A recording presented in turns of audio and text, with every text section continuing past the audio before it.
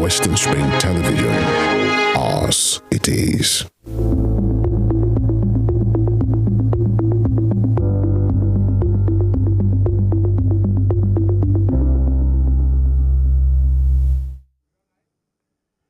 Good afternoon, viewers at home, and you're welcome to Spring Clinic. At Spring Clinic, we weekly diagnose and treat medical and health-related issues so that you viewers can have a better understanding of this medical and health-related issue. Today, I have in the house a consultant gynecologist and, of course, a fistula surgeon at Wesley Gate Hospital in Elisha, Dr. AJIBOYE AKINYOSOYE. You're welcome on the program. Thank you very much, sir. It's good to see you. Thank you for having me. Reading your resume, you are both a gynecologist and a specialist in fistula. Yes. That means you specialize in female fistula-related issues. Yes, that's correct. Okay, but there are male fistula-related issues. Can you diagnose that for us? Let's start on that note. Okay, thank you for having me on the show. So fistula basically is an abnormal connection between two surfaces. Now, the body system is designed such that everything is compartmentalized, as it were. So, for example, this hall has a doorway to the other parts of the hall. But and that is because you want it to be there. But when you don't, a door is not necessary, and then something abnormally creates a communication between this chamber that we are in and the other parts of the building. Okay. That's, for example, that's a fistula. Okay. Now, the fistula that we'll talk about mainly is what we call obstetric fistula. And that is basically something that a fistula, that's an abnormal opening or connection between the two chambers of a body that were caused, or that was caused as a result of a traumatic childbirth experience that now makes the woman, here in this case, leak urine or feces or both through her private parts. So she involuntarily leaks urine or feces through the private parts, and she has no control over it. So if childbirth is what causes fistula in female, what causes fistula in male? Okay, now, so fistula, there is no male equivalent of obstetric fistula in males. However, there are other types of fistula. There are fistula that can be caused in males and in females. What you can have is fistula as a result of maybe a surgery, a traumatic event. Perhaps somebody had a gunshot injury that affected the bowel and it may cause an abnormal connection between the bowel and the skin surface. You could also have fistula from cancer-related illnesses. Can have fistula from the experience of the treatments, maybe radiation, for example. Radiation is using of high beam waves to treat some clinical conditions, especially cancers. So there could be fistula from that. So those are the kinds of fistula that can occur. There could also be fistulas from maybe blood vessels and the outside wall, but those are not epidemiological issues, as it were. They are things that may occur in the course of treatment, they may occur, and they can be promptly taken care of.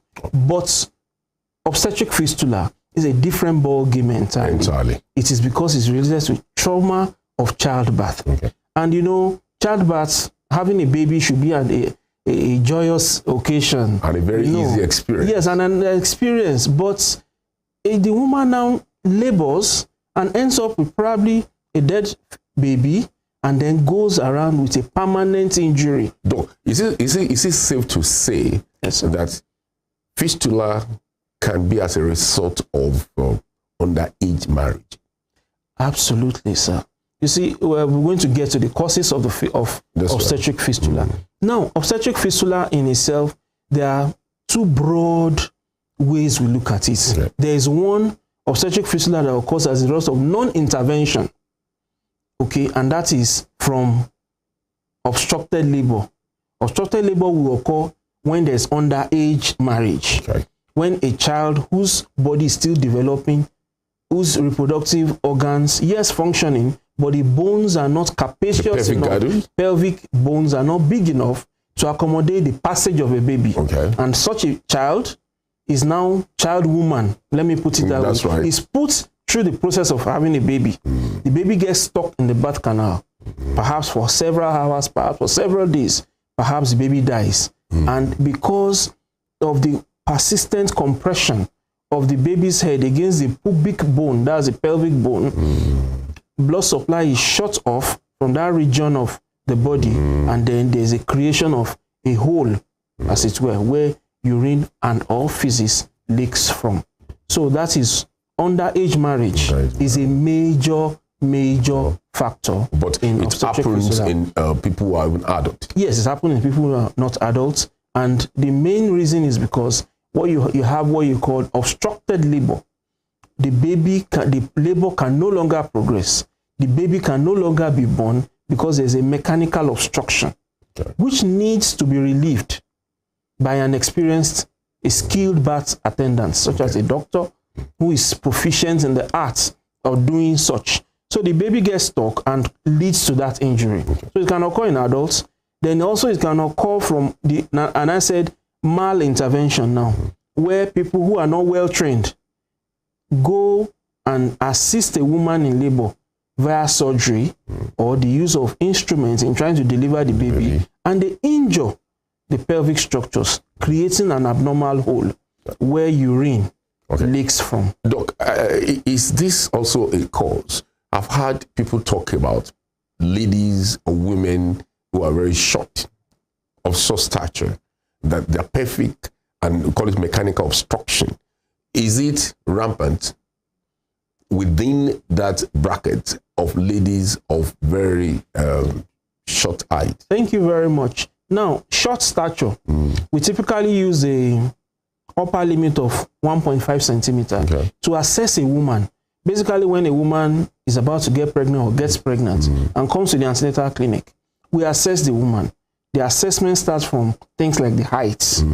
And from any woman who is less than 1.5 centimeter, there is a very strong correlation that such women will not likely be able to have vaginal delivery from 1.5 centimeters and below. So you recommend 1.5 meters, 1.5 meters, sorry, and below. We recommend cesarean delivery for such women.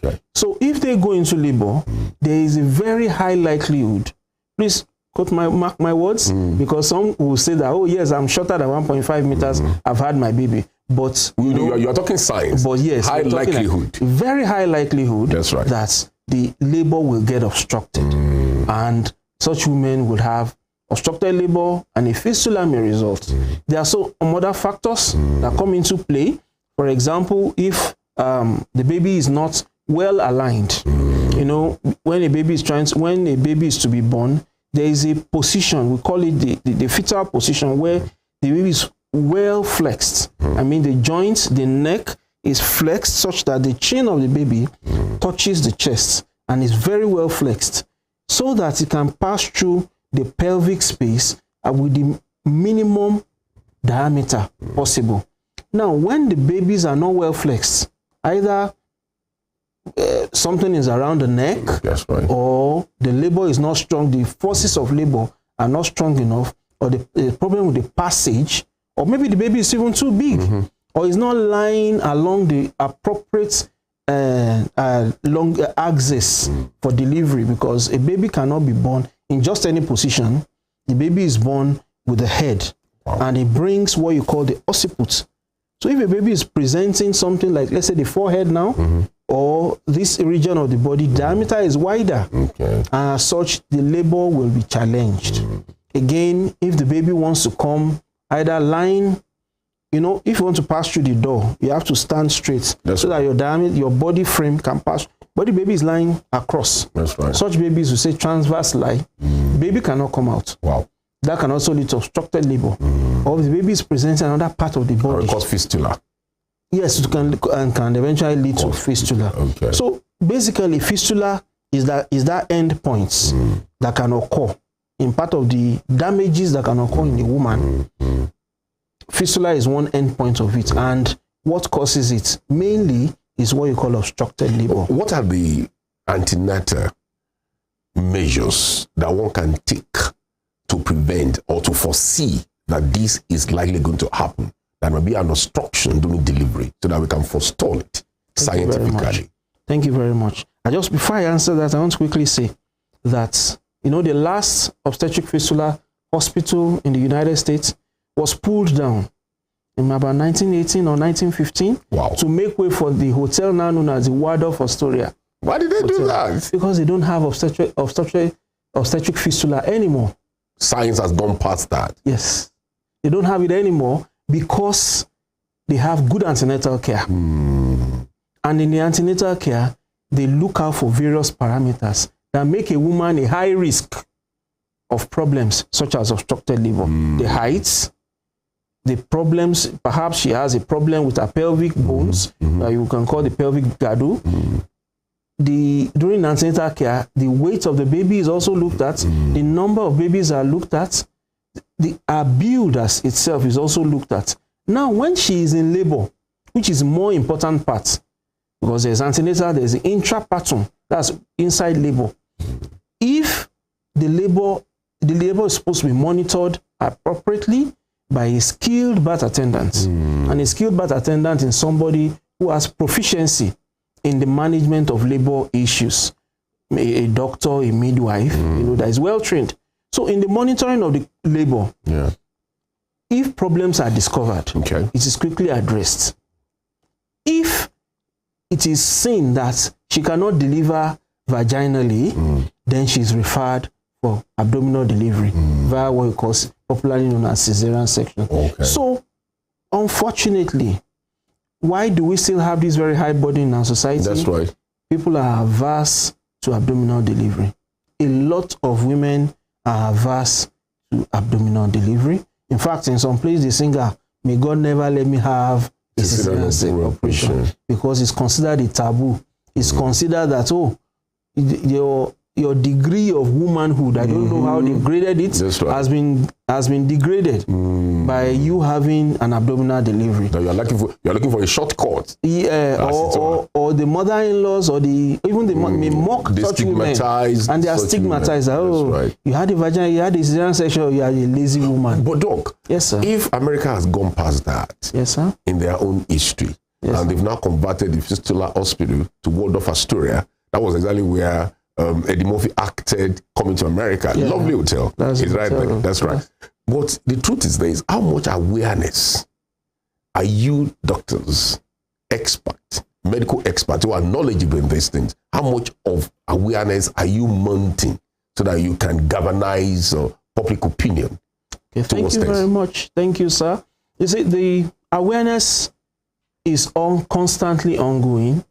For example, some weeks back, at Wesley Guild Hospital in Elisha, we had International Day to End Obstetric Fistula, which we had, we marked at our center, you know, to create awareness. We've been on radio stations to always talk about fistula.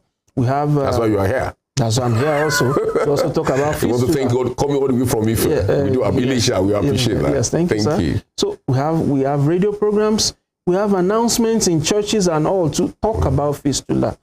Not only fistula, but to talk about safe motherhood, because it's a whole component. It's not only fistulas that women have, but safe motherhood. it may interest you to know that Nigeria has one of the worst maternal healthcare indices.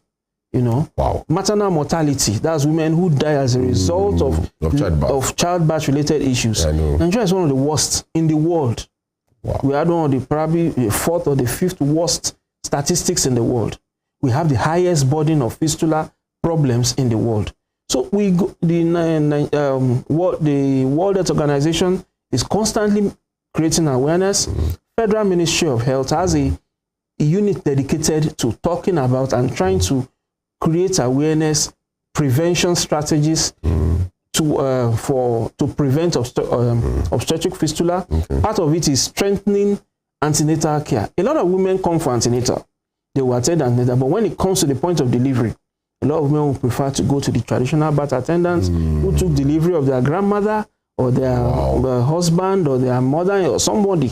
They go to churches, they go to other religious institutions where they think that if the babies are born there, their future is brighter or something. So a lot of people go to all these other places, again, as a result of costs. That's right. They also want to avoid the hospital. But you see... I want to ask, Doc, I'm sorry to butt in. Do you think, apart from religious and traditional reasons, why are Nigerian women scared of cesarean operation and session? Why do they prefer the natural birth? Apart from the fact that, oh, I'm woman enough to give back to my child. What are the other reasons? Will you attribute it to experiences, gory experiences, nasty that they've had? Okay. I will say one of the major issues is the attitude. We believe, because it's an African society, a lot of people believe in the myths, the stories passed from one person to another that has not been verified by them. They believe that it's coming to the hospital is a death sentence. Coming to the hospital is expensive, but these are not really true. Like I said, they want to go to the traditional birth attendants that is in their community, that speaks their language. It's cheaper for them. They feel more at home. Some people don't want their wives to come to the hospital because of maybe their personal or religious belief system. They prefer that they stay within the community or go to an experienced woman who will help them out. There's also, the attitude is a major problem. Okay. The resistance to change. Obstructed labor will end in the developed world because they are open to change. You can see the evidence that this procedure is better. This method of delivery guarantees you safety. That's right. But someone will think that, oh, my grandmother did not have cesarean section and she had me, so I should do it. There's a comparison. That's right. Between whereas we are not all the same. Even our fingers are not all they're not equal. So we find people making unnecessary, unscientific comparisons to say, I want to also do this. Whereas it may not always be. The same woman can have vaginal delivery 4 times and end up with a cesarean section at the 5th delivery. It's not necessarily because of our problem. Okay. Perhaps the baby's position has changed in a way that will not facilitate vaginal delivery. Why not try this cesarean delivery? Then, of course, there's a cost aspect, which I believe health insurance should take care of. But again, a lot of people also do not key into insurance. So health insurance should take care of it to relieve a lot of people off the cost of surgeries and all of that. So enlightenment needs to always be ongoing so that women can embrace, and indeed their significant others, i.e. their partners or their parents, can also buy into the belief that cesarean delivery, not every woman will have a vaginal delivery. I know. No, Doc, I know the health system in Nigeria is shaped in 3 stages. Yes, we have the primary, we have the secondary, and the tertiary. Yes. You are from the tertiary level. Yes. Do we have experts in fistula at the primary and secondary level? Because preponderance of women that want to deliver, that seek antenatal and postnatal care, are at this level. Yes. Yes. Don't you see that as a problem? Yes, it's a problem because of the way healthcare institutions are structured. That's right. The truth is, how many local governments employ even a doctor, talk less of a specialist, talk less of somebody who has decided to seek extra training in treating fistulas. They don't even need a fistula surgeon in the primary healthcare or secondary healthcare level. What they need is a skilled birth attendant, a doctor. So such a center would now be... When you say skilled birth attendant, yes, what do you I want to break it down. Please do. Yes. So a skilled birth attendant is somebody who has been trained in proficiency in handling labor and delivery issues. So that is somebody who knows how to recognize the problems when they are there. Proper diagnosis. Proper diagnosis. And who is swift enough to address the problem and or refer to a superior place. So such a skilled birth attendant should be in a place that has what we call basic or essential obstetric facilities. The ability to take vaginal delivery, the ability to remove placenta if it's stuck, the ability to give drugs through the veins or through the muscles if there's need for it, prevent convulsions, if there's a miscarriage, to be able to treat it efficiently. That's a basic center. Now, if such persons that are there do not have the facilities in that basic or essential obstetric facility, they should refer to the next level. And that next level should be able to transfuse blood and do cesarean section. So a primary healthcare center is not designed to treat fistula. It's designed to take care of safe delivery. Recognize that we have them all over the local government, in all over the wards, but are they equipped with all of these factors? That's the most problem. Important. They are not equipped with it. Because most often we see hospitals from the prism of structure. Yes. And what make an hospital are the personnel and the equipment therein. Yes. That is what validates a space as an hospital. Absolutely. So if a space is not just a building. I remember when I did my National Youth Corps. Where was this? Let me not mention names so that it will not bring political bias and stigmatization. But it was in the East. Now, the hospitals were burnt down at a point. Wow. So an administration built structures and painted it and commissioned it. But I can tell you, because I still have my old laptop then, I did some videos. Wow. If I get the hard disk, the videos should still be there. Wow. There's nothing in all the words.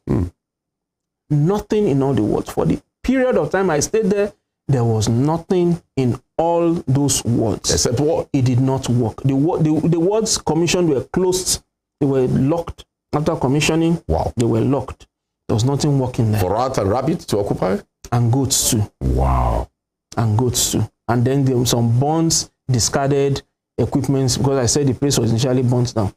And the doctors were on strike all throughout the period when I was there. The doctors for the states were on strike all throughout that period when I was there. That was supposed to be a general hospital. All I did was to walk in and treat malaria, headache, hypertension, and walk away again. You know, so that was it.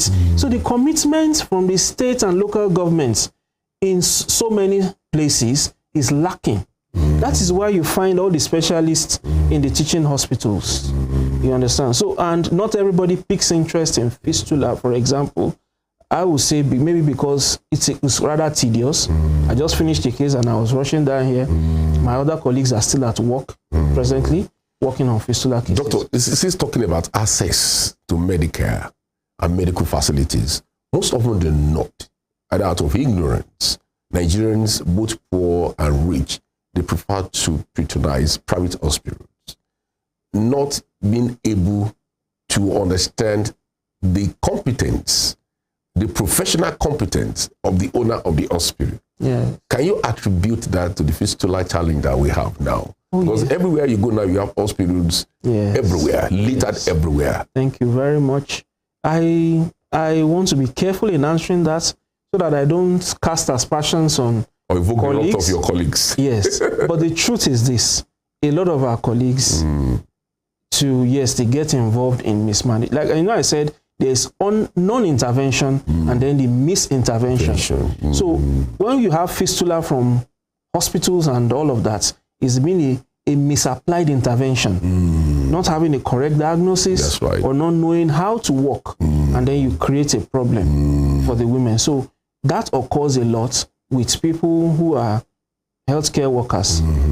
So everybody, those who know how to do the work but don't do it well, or who don't refer to those who know how to do it. Those who are not supposed to touch such patients are also there, who go ahead because they have worked with a doctor before. They think they can go ahead and they also intervene very, very badly and injure a lot of. We have a lot of referrals from Southwest region where we have so many misapplied interventions that created fistula.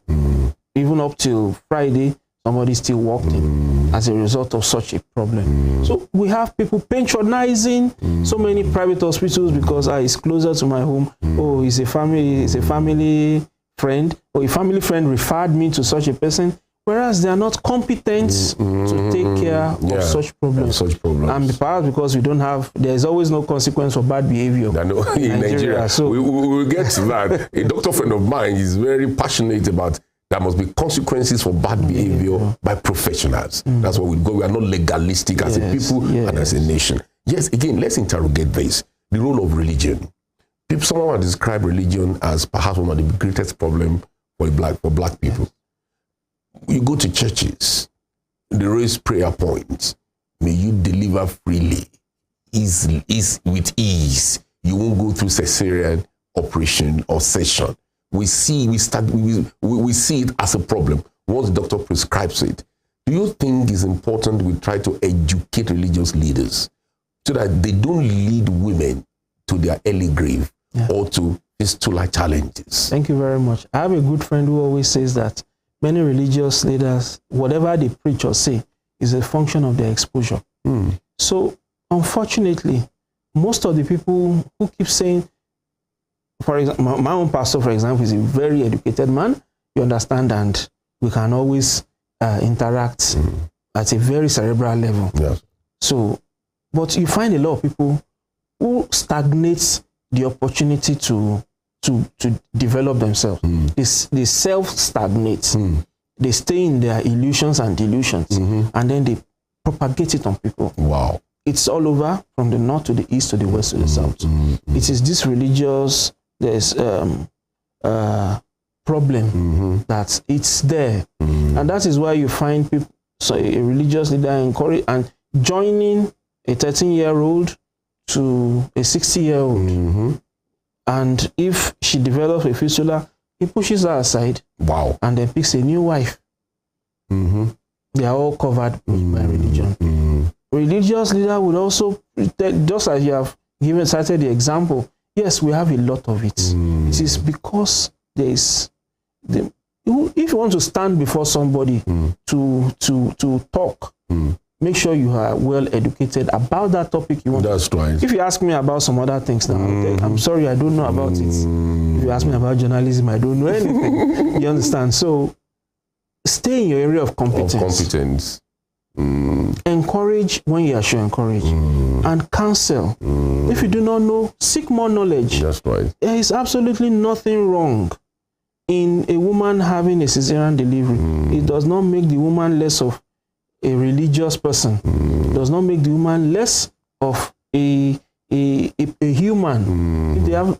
There are examples. Obstructed labor has been documented in antiquity. There was an Egyptian mummy, a queen, one of the queens, I've forgotten her name now. Okay. A fistula was discovered in the mummy. You know. Wow. Yes. So it's obvious that these problems have always been there. With us from time immemorial. It has always been with us. What if you recognize religion as a factor? Then we need to debrief religious leaders.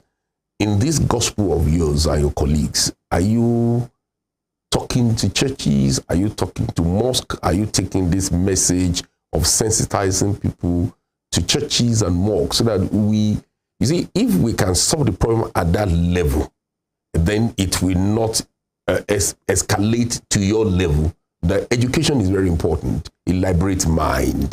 How much of that are you doing so that we reduce the fistula problems that we are having? Thank you very much. Part of the education is why we are here now. Yeah. But we also, in our own little capacity, we've been trying to do that. And we also have plans of extending our education to so many. I try to disseminate information as much as I can. Anywhere I have the opportunity, I jump at it to educate people. But I agree with you. We also need to do more. We also need to do more and spread the word around. But then the truth is this: the society is really not always receptive to health information and awareness talks, because everybody believes. Why are they not receptive? Believes it's not my problem. Oh, it's not my problem. It's not my problem. I reject it. In Jesus' name. It does not concern me. Wow. So that's the way we view health, especially in Africa, in Nigeria. Let me not. How do we Africa. change that? That status quo. Yes, we need perception. How do we change that? Orientation, education, and re-education of the populace is important. And then finally, if we now do education and re-education, we must provide opportunities. When they now walk into the hospitals, we must provide them opportunities to be treated. What are these opportunities? Health insurance. A lot of people cannot afford care. So if there is insurance, you know that, okay, I have this problem and I pay 100 naira monthly, for example. If I have a health challenge, I'll be taken care of. People come to hospitals. Doc, I want to thank you very much. We will go on a short break now. We will return. My guest has been Dr. AJIBOYE AKINYOSOYE, consultant obstetrician, gynecologist, and fistula surgeon at Wesley Gate Hospital, Elisha. I'm going to show you some clips now. When we return, the conversation around fistula continues.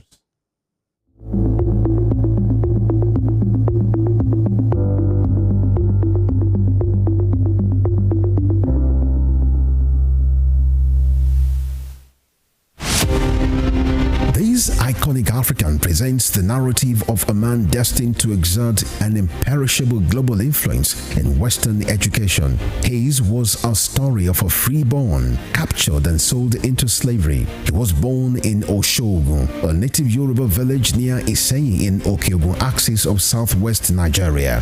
Samuel Ajayi Crowther was the foundation student of Fora Bay College, Sierra Leone, the foremost university where the pioneer set of native Africans were educated.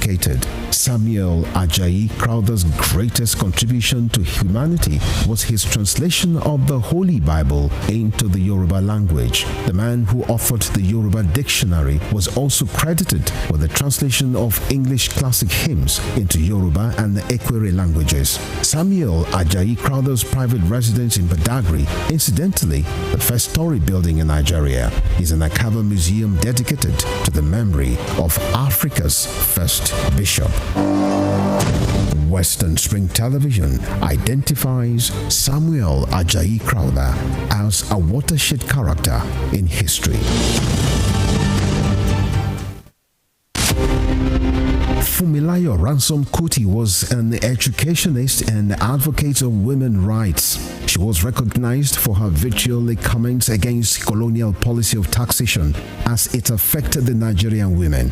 Bere, as fondly addressed by her women followers, Fumilayo championed the initiation of universal adult suffrage, which gave an unprecedented leeway for women to contest elective offices and power to exercise voting rights. Married to a foremost educationist and teacher, Israel Oladotun Ransom Kuti, the first president of Nigeria Union of Teachers, Fumilayo Ransom Kuti was the mother of children who inherited her spirit of activism. Olufela and Be Ololari, the former, a renowned musical legend. She was the first female student of Abeokuta Grammar School and the first female to own and drive a car in Nigeria. The award recipient of Member of Order of Nigeria MON and Lenin Peace Prize, was born on 25th October 1900 and was killed on 13th April 1978 by rampaging road soldiers in Lagos. Western Spring Television identifies Fumilayo Ransom Kuti as a watershed character in history. Nicholas Olayinka Herbert Macaulay, politician, nationalist, and journalist, was the first Nigerian to qualify as a civil engineer, surveyor, and architect. Born on November 14, 1864, Herbert Macaulay was the founder of Nigeria's National Democratic Party, the first political party in pre-independent Nigeria. Scholars of Nigeria's political history describe Herbert Macaulay as the intellectual bulldog of 19th century Nigerian nationalist movement, in deference to his qualities as founder and leader of two foremost political parties, Nigeria National Democratic Party (NNDP) and the National Council of Nigerian Citizens (NCNC). His matchless versatility in party organization and control kept the British colonialists on their toes in the entire span of his active life. After his death on 7th May 1946, Herbert Macaulay remains a hero of his country, which recognized his anti-colonial struggles. Today, Nigeria's 10 naira coin bears his oval face and trademark mustache. Western Spring Television identifies Herbert Macaulay as a major character in history.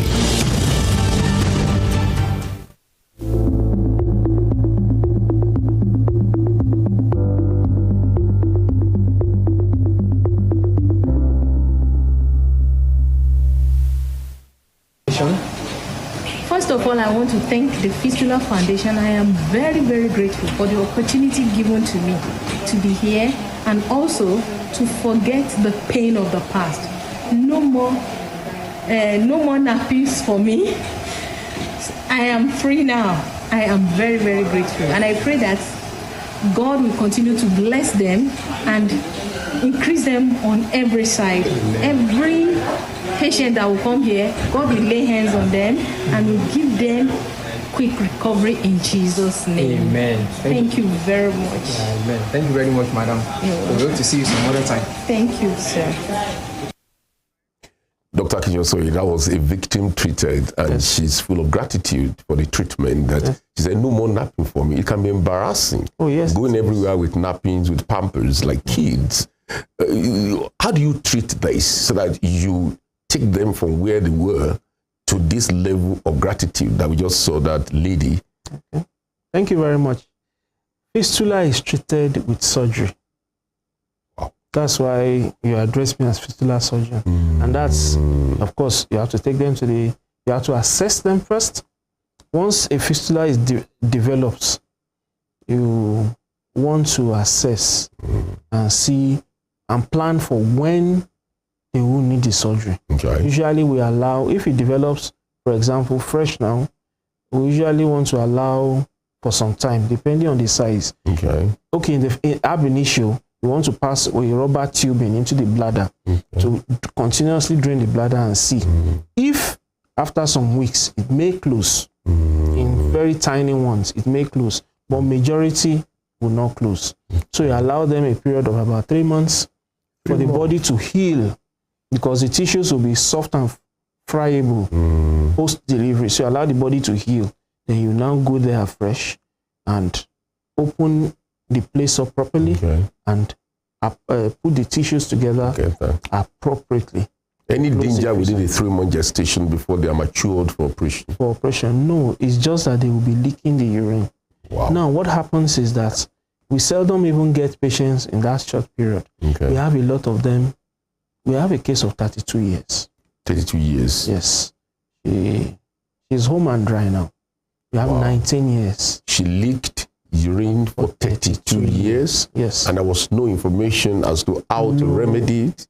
No information. Okay, she had a repair about 6 months after it occurred, but you know, because mismanagement. It was not a special, somebody who was able to, who knew how to do it, that repaired. So she carried it on for another 32 years of her life. Yes. And when she eventually closed, she was just rolling on the floor. Is it me that could have had this? So we have. You can imagine 32 years of stench. Yes. Stinking. So what happens is that most of these women are in the fringes of the society. You don't see them, you don't hear of them, because one, they are mostly abandoned by their families, by their spouses, Wow. They can't work. I mean, you can't employ somebody who is going about with a stench in probably a place like this, because consider social nuisance. So yeah, so they are abandoned. We have people abandoned in their family houses. Everybody moved out for them. Wow. So they can't go to work. They go to farm. What you eventually see is that they may go farming. That's the only way of sustenance. But do you experts have a support scheme for victims of fistula? Thank you very much. Okay, so how do I do this without appearing to be marketing? Please say it. You are at liberty to market. Okay, thank you. So we have a support from an organization that's headquartered in California, presently, Fistula Foundation. Fistula Foundation. Fistula Foundation sponsors treatment in our center presently for all fistula patients at no cost to the patient. So any person who has a fistula lays their hands on our contact anywhere and they call us, I invite them for assessment. So is there an open advert that if anybody knows someone suffering from fistula, yeah, exactly, your doors are open? It's open. Listeners and viewers at home, you heard from the horse's mouth, now a doctor's mouth, Dr. AJIBOYE AKINYOSOYE, that if you know someone somewhere close to you suffering from fistula, their doors are open at Wesley Kid Hospital in Elisha for treatment. Dame Olayinka Obaleye Obstetric Fistula Center. It is inside Wesley. I was at the opening ceremony. Yes. The owner of, she donated, the building was donated. That's right. So that's where we use. Okay. So it's based, and then the foundation supports all the treatments. Okay. So at no cost to all these patients, they can walk in. Can you tell me or share with viewers at home, what has been the response? Are people responding to the opportunity? Yes, are they taking advantage of the free treatment that you are offering? Yes, sir. Like I said, I just came in from the theater now, from Elisha. So yes, people are responding. We have people coming from all over, Lagos, Ondo, Ogun, Oyo, Oshun, people, Kwara, people are coming from all over. And so we schedule them, we take their cases, we repair them. This year we have done almost more than 50 cases this year. And so people come and then we repair them. And they go home happy. Of course, in some cases, not everything, 100%. Because if you say you have 100% success rate, then you're a liar. That's right. So some may not close at ab initio. They will have to be invited, and then we'll take it again. It's still also going to be free for them. So anybody who has fistula, we give them the opportunity at surgical or for surgical repair and closure. Do you support them thereafter? Yeah, after the surgery? After surgery, we also give them their transport fare back home. For them to go back home. How long does it take to heal and to get back to social life? Once we operate them, they spend a period between 2 to 4 weeks in the hospital, by which time we will know if it has closed or not. If it does not close by the end of 4 weeks, post-operatively, we reschedule them. But once they are closed, they can go back into society. We have some other partners, social care. There's an institute of social workers here in Osogbo that go around the nooks and crannies. They know where these women are. They go around to the community, to the ward level, to the grassroots. They help in even telling those who have fistula, there is a place for you to go, so come over. So they go. I was about to ask that question, because what I've noticed now as the gap, the lacuna between the people with the challenges and where the treatment is education, is information.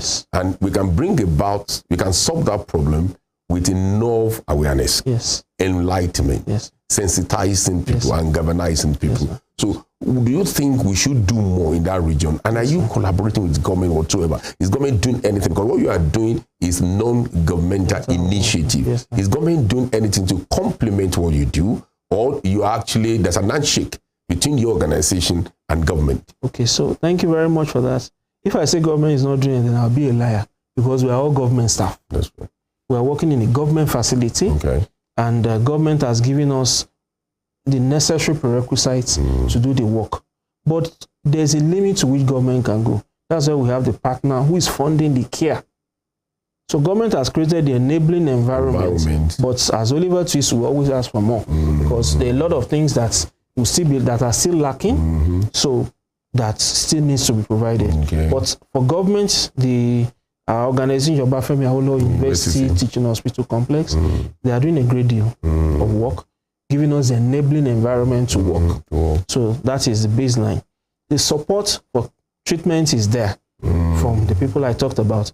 And what is needed now is, because everything rises and falls on funding, really, the reintegration back to the society, the education and follow-up, that aspect also needs to be covered up. And we are open to anybody who wishes to support us in this regard. In the northern part of the country, we have a lot of state governments coming in, wives of excellencies also coming in. I understand that is very preponderant in the northern part of Nigeria due to early age marriage. Yes, it is. So we have a lot of first ladies who also key into this program. In fact, the first National Obstetric Fistula Center where repair is done is in Abakaliki, where the federal government intervened. But it was because the first lady took interest in it, supported a doctor who was doing it, and they started their state obstetric fistula center. It started functioning as a state level, then the federal government took over. Like, we like what you are doing. Let's support you. Became the breeding ground for that. So that's why I say government has done a lot. There is a Federal Ministry of Health action plan for obstetric fistula, to end obstetric fistula, I think by 2030 or so. But everything also needs funding from all these NGOs and also support. Government is doing their bit. Yes, and again, I want to know, are you liaising or are you collaborating with other medical institutions and facilities in the state? You spoke glowingly about what you are doing at Wesley Guild Hospital in Elisha, which is a branch of OAUTHC. Yes. We have Osun State Teaching Hospital in Oshobo. We have the State Health Ministry. Are there collaborations, handshakes? Are they aware of what you do? Or do they have a replica of what you do in their own facilities? I cannot speak for the states presently, but I know that some of our colleagues there in the state are aware of what we do. And every now and then, they send patients to us in Elisha. But as a plan of the state, I honestly do not know. That answer will come from the states themselves. If they have a plan, if they have a center, or if they are planning to have a center. So I do not know. The fistula treatment, is it seasonal? Is it in January alone, February alone? Is it in June alone? Or is from the beginning to the end of the year? Does it run through the 12th month in the year? Okay, to God be the glory. In our center, it is a continuous program. It's an everyday thing. We do it since we started. We've been offering regular treatments. So it's not seasonal. Any patient that walks in at any point, we schedule their surgery. Every day. We don't operate, because of the nature of our work. I still do other parts of gynecology and obstetrics. We don't operate every day, but we are available every day to attend to them and schedule them for surgery. So when is their time for surgery, we'll call them. Those who are going to be operated next week, Monday, for example, we'll place a call to them by tomorrow to come over to the hospital. And then we admit them, and then we operate them. Doc, I want to thank you so very much for coming. Thank you very much, sir. It's indeed a pleasure to have you. Thank you very much. Yes, my guest has been Dr. AJIBOYE AKINYOSOYE, consultant gynecologist and fistula surgeon at Wesley Guild Hospital, Elisha. My name is FEMI ADEFILA. Until next week, when I or my other colleague, Dr. Oyewole, comes on your program, Spring Clinic is bye for now. Thank you.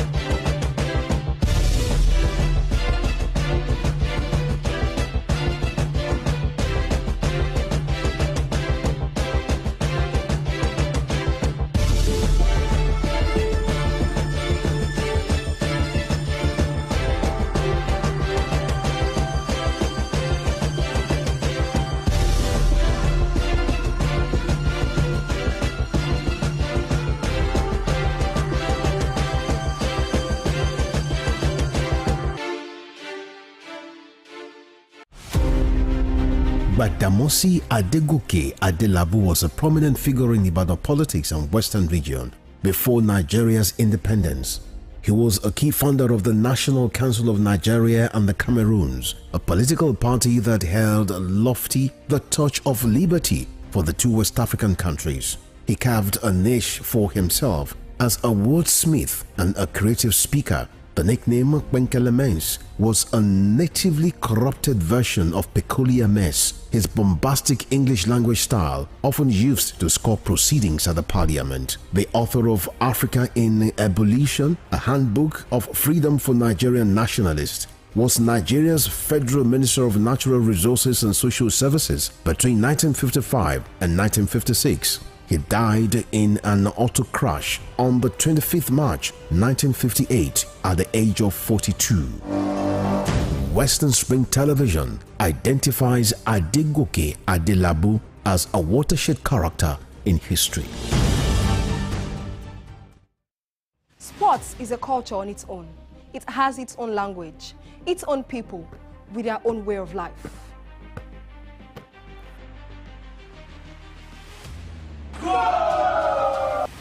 The world of sports is never void of actions, stories, dramas, and scandals.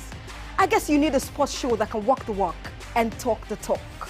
On this show, we answer all your sporting questions.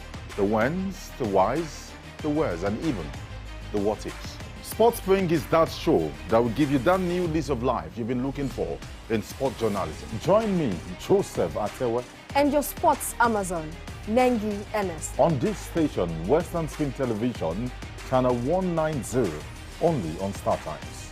Let's talk sports. Let's speak the most universal language of the world. Ahmadu Bello, a Prince Royal, was born 6th of December 1910 at Raba Village, Sokoto, northwestern Nigeria. His father was a district head and heir apparent to the Sultanate throne from the house of Usmanu Danfodio, a religious and social reformer who brought the Habib dynasty under the Fulani Caliphate in the beginning of the 19th century. Ahmadu Bello raised the bar of political consciousness in participation when, in 1944, he engineered the establishment of the Northern People's Congress (NPC) as the first political party in northern Nigeria and the rallying point for politicians in the region before independence. History will not forget Ahmadu Bello for his charisma and political sagacity, which provided easy passage for his kinsmen to assume political and administrative positions in Nigeria's post-independence era. The distinguished elder statesman and Sardauna of Sokoto has his face on his country's 200 naira currency as a mark of honor to one of the architects of Nigeria's independence. Western Spring Television identifies Ahmadu Bello as a watershed character in history. This iconic African presents the narrative of a man destined to exert an imperishable global influence in Western education. His was a story of a freeborn, captured and sold into slavery. He was born in Oshogun, a native Yoruba village near Iseyin in Okeogun axis of southwest Nigeria. Samuel Ajayi Crowther was the foundation student of Fora Bay College, Sierra Leone, the foremost university where the pioneer set of native Africans were educated. Samuel Ajayi Crowther's greatest contribution to humanity was his translation of the Holy Bible into the Yoruba language. The man who authored the Yoruba dictionary was also credited with the translation of English classic hymns into Yoruba and the Ekwere languages. Samuel Ajayi Crowther's private residence in Badagry, incidentally the first story building in Nigeria, is an archival museum dedicated to the memory of Africa's first bishop. Western Spring Television identifies Samuel Ajayi Crowther as a watershed character in history.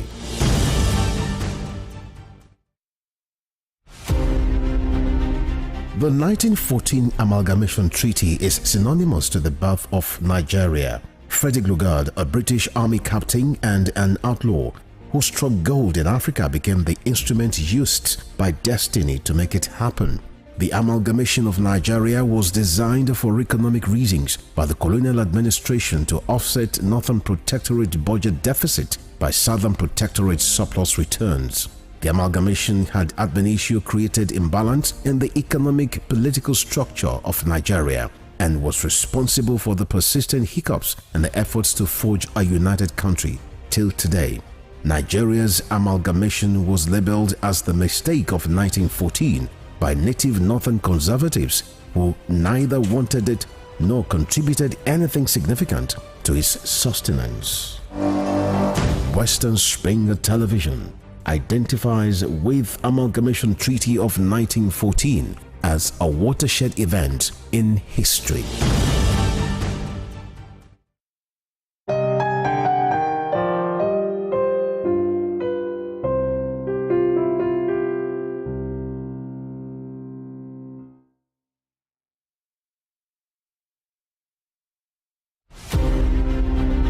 The British Empire was the largest and the most powerful in the world.